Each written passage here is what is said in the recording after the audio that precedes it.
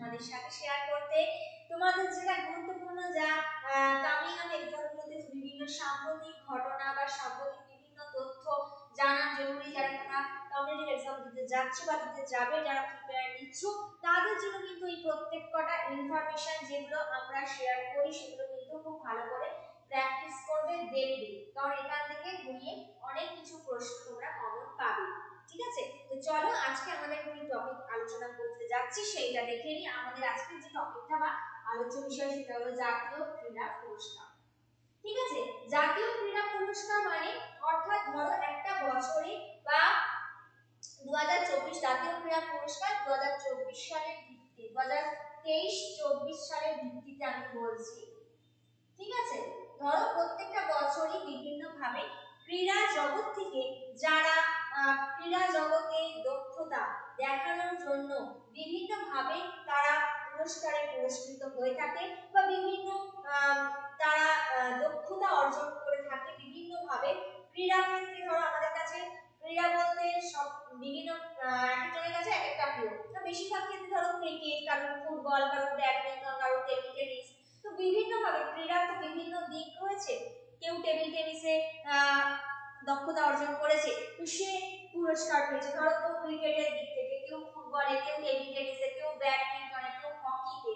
তো এই যে বিভিন্ন ক্রীড়া যে দিক, খেলাধুলার যে বিভিন্ন দিক, তারা প্রত্যেক বছর তাদের নিজের কারিগরি দক্ষতা অর্জনের জন্য বা তারা নিজেদের যে অ্যাবিলিটি রয়েছে, যে ক্ষমতাটা রয়েছে, সেই ক্ষমতার মধ্য দিয়ে তারা যখন সেই ক্রীড়া জগতে বা তারা নিজেদের ক্ষেত্রে যখন আরো নিজেদের পথকে উন্নীত করে, অর্থাৎ তারা নিজেদেরকে যখন আরো উন্নতভাবে এগিয়ে নিয়ে যায় বা কারিগরি অগ্রগতি লাভ করে বা দক্ষতা অর্জন করে, সেই তখন সেটাকে সম্মান জানানোর জন্য প্রত্যেকটা বছর কিন্তু রাষ্ট্রপতি নিজে কিন্তু এই জাতীয় ক্রীড়া পুরস্কারটা ঘোষণা করে থাকে এবং জাতীয় পুরস্কারে পুরস্কৃত করে থাকেন বিভিন্ন ক্রীড়াবিদদের তাদের নিজস্ব ক্রীড়া জগতের দিক থেকে। তো ঠিক সেইভাবে এই বছর কিন্তু 2023-24 হিসাব অনুযায়ী ক্রীড়া পুরস্কার বিভিন্ন ক্রীড়া দিক থেকে কে কে পেয়েছে, আজকে আমি সেইটাই কিছু তথ্য তোমাদের কাছে তুলে ধরবো। কোন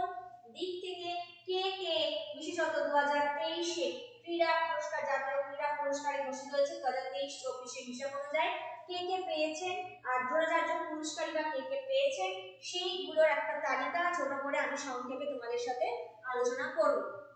দেখো, এইখানে যে জাতীয় ক্রীড়া পুরস্কার দেওয়া হয়ে থাকে সেটা কিন্তু মূলত রাষ্ট্রপতি দ্রৌপদী মুর্মু তিনি নিজে কিন্তু রাষ্ট্রপতি ভবনে এক আয়োজিত অনুষ্ঠানে তিনি দিয়েছেন। রাষ্ট্রপতি দ্রৌপদী মুর্মু আমাদের যে রাষ্ট্রপতি, তিনি রাষ্ট্রপতি ভবনে স্বয়ং নিজে দাঁড়িয়ে থেকে কিন্তু এক অনুষ্ঠানে ভারতের ক্রীড়া জগতের বিশিষ্ট ব্যক্তিত্ব যারা রয়েছে, যারা নিজেদের ক্রীড়ার দিক থেকে এক মর্যাদাপূর্ণ জায়গায় রয়েছে এবং নিজেদের দক্ষতা দেখিয়েছেন, সেইখানে কিন্তু বিশিষ্ট ক্রীড়া জগতের ব্যক্তিদের তিনি পুরস্কারে সম্মানিত করেছেন বা প্রদান করেছেন।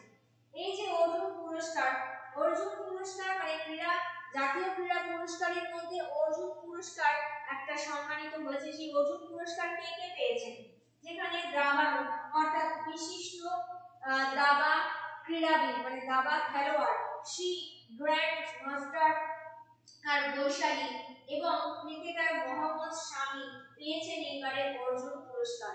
তাহলে পুরস্কার প্রশ্ন আসতে পারে তোমাদের কাছে, এইবারে যে জাতীয় ক্রীড়া পুরস্কার হচ্ছে সেটা কে দিয়ে থাকে, প্রশ্নের উত্তর হবে তখন রাষ্ট্রপতি দ্রৌপদী মুর্মু রাষ্ট্রপতি ভবনে দিয়েছে।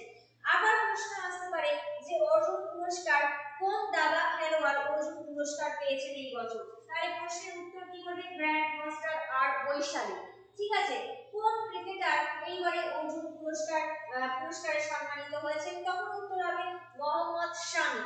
ঠিক আছে, এইবারে মোহাম্মদ শামি যিনি আছেন তিনি কিন্তু 50 ওভারের যে টেস্ট খেলা সেটা কিন্তু 50টা ম্যাচ এখনো পূরণ করতে পারেনি, মানে পূরণ হয়নি তাও তিনি 7টা ম্যাচ খেলেছেন এবং সেই 7টা ম্যাচে কিন্তু টোটাল ওনার পকেটে উইকেট গেছে কটা বলে তো, ওনার পকেটে কিন্তু 7টা ম্যাচ খেলে টোটাল 24টা উইকেট তিনি তুলে নিয়েছেন, সেই জন্য কিন্তু তিনি অর্জুন পুরস্কারে সম্মানিত হয়েছেন। আচ্ছা, এই অর্জুন পুরস্কারে আর কে কে সম্মানিত হয়েছে, এছাড়াও পেয়েছেন হচ্ছে প্যারা তীরন্দাজ শীতলা দেবী। আচ্ছা,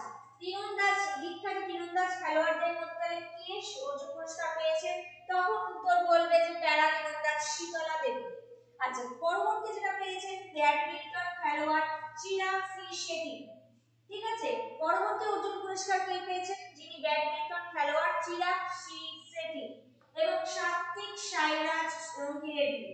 দেশের সর্বোচ্চ ক্রীড়া সম্মান পেয়েছেন আরো একজন মেজর টিভি ধ্যানচাঁদ, খেল রত্ন পুরস্কারে সম্মানিত হয়েছেন। প্রশ্ন আসতে পারে এবারে যে তীরন্দাজের দিক থেকে বিখ্যাত তীরন্দাজের দিক থেকে কে অর্জুন পুরস্কার পেয়েছে, তখন উত্তর বলবে শীতলা দেবী। ব্যাডমিন্টন খেলোয়াড় কোন খেলোয়াড় ব্যাডমিন্টন খেলোয়াড় হিসেবে অর্জুন পুরস্কার পেয়েছে, তখন বলবে চিরাগ সিং শেট্টি। ঠিক আছে, আচ্ছা এইবারে কে ধ্যানচাঁদ খেল রত্ন পুরস্কারে সম্মানিত হয়েছে 2024-এ 23-24-এ সাত্বিক সাইরাজ রঙ্কিরেড্ডি। সাত্বিক সাইরাজ রঙ্কিরেড্ডি যিনি দেশের সর্বোচ্চ ধ্যানচাঁদ খেল রত্ন পুরস্কারে সম্মানিত হয়েছেন। এই দিন টোটাল 26 জনকে এরকম ক্রীড়াবিদ আছেন যারা টোটাল অর্জুন পুরস্কারে সম্মানিত হয়েছে বা গ্রহণ করেছেন। তার সাথে 8 জন কোচকে, যারা ক্রীড়াবিদ অর্থাৎ কোচ মানে যারা ট্রেনিং দিয়েছে তাদেরকেও কিন্তু পুরস্কারে সম্মানিত করা হয়েছে, যাদেরকে আমরা কোচ বলে থাকি। সেই রকম 8 জন কোচকে কিন্তু এই দ্রোণাচার্য পুরস্কারে সম্মানিত করা হয়েছে বা পুরস্কার দেওয়া হয়েছে। আচ্ছা, কোচিং এর ক্ষেত্রে কাকে কাকে দ্রোণাচার্য অ্যাওয়ার্ড বা দ্রোণাচার্য পুরস্কার দেওয়া হয়েছে? তার কোচিং এর ক্ষেত্রে অসাধারণ কৃতিত্বের জন্য স্বীকৃতি স্বরূপ শ্রী ললিত কুমারকে 2023 সালে দ্রোণাচার্য পুরস্কার দেওয়া হয়েছে। তাহলে প্রশ্ন আসতে পারে যে 2023-এ কোচিং এর অসামান্য দক্ষতার জন্য কাকে 2023 দ্রোণাচার্য পুরস্কার দেওয়া হয়েছে? তাহলে উত্তর বলবে শ্রী ললিত কুমারকে। আবার এটা ভুলেও প্রশ্ন আসতে পারে শ্রী ললিত কুমার কত সালে দ্রোণাচার্য পুরস্কার পেয়েছেন? 2023-এ। আচ্ছা, এটাও প্রশ্ন আসতে পারে যে ললিত কুমার দ্রোণাচার্য পুরস্কার ললিত কুমার 2023-এ কি পুরস্কার পুরস্কার সম্মানিত হয়েছেন? ভালো করে অপশন দিল দ্রোণাচার্য, জামশেদ খালকে, অর্জুন। তো উত্তর হবে কি সেখানে দ্রোণাচার্য পুরস্কারে তিনি সম্মানিত হয়েছেন শ্রী ললিত কুমার তার অসামান্য কোচিং এর জন্য। ঠিক আছে, আচ্ছা শ্রী আর বি রমেশ একজন দাবা কোচ ছিলেন। দাবা খেলার দিক থেকে যে কোচ তিনি এরকম দ্রোণাচার্য পুরস্কার পেয়েছেন সেটা পেয়েছিলেন, নাম হচ্ছে শ্রী আর বি রমেশ।